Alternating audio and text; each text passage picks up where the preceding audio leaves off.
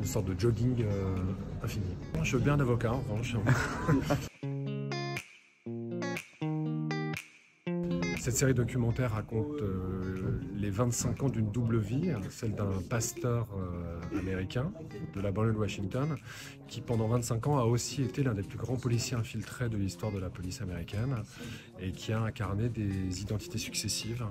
Un faux mafieux italien, un faux trafiquant mexicain, un faux patron de strip club, un faux propriétaire de studio de rap.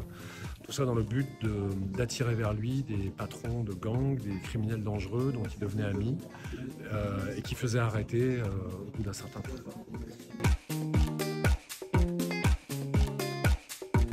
Le format de 4 épisodes, c'est décidé en accord avec Canal+, le démarrage.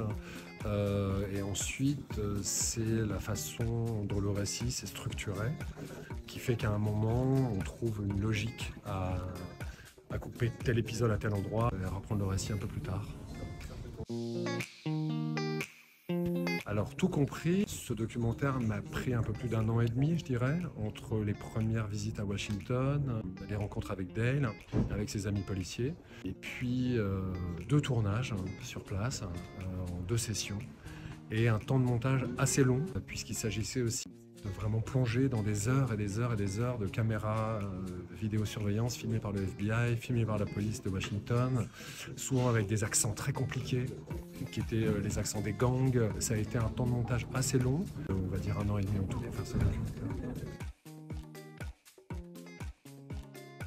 Donc moi je viens du journalisme, j'ai été formé comme journaliste. Et dans le journalisme, on peut garder quelque chose qui est la rigueur, la vérité des faits, la vérification de ce qu'on raconte.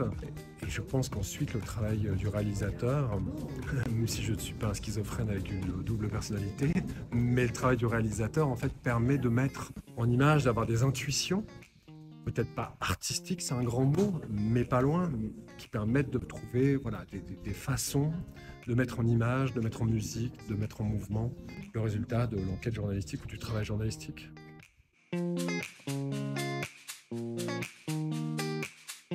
Donc le métier de réalisateur, c'est un métier absolument merveilleux et passionnant. Et comme toute chose dans la vie, c'est une part de liberté qui a son coût. Et le coût de cette grande liberté et de ce travail passionnant, c'est qu'effectivement, il faut tout le temps travailler sur plusieurs projets à la fois. Parce qu'au moment où on va se retrouver embarqué dans le tournage et dans un montage, c'est très chronophage.